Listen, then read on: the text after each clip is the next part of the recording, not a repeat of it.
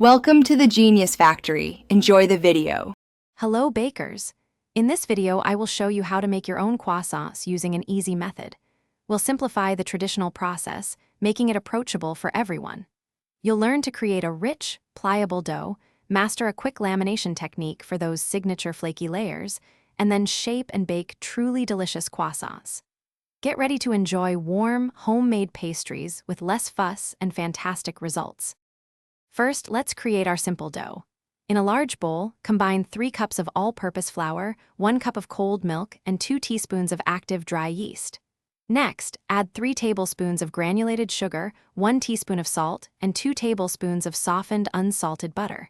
Mix these ingredients until a shaggy dough forms, being careful not to overknead. This helps keep the butter pieces distinct. Shape your dough into a square, wrap it, and chill for at least 1 hour.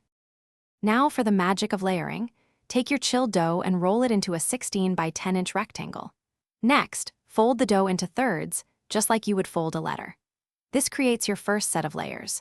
Rotate the dough 90 degrees, then repeat the rolling and folding process 2 more times.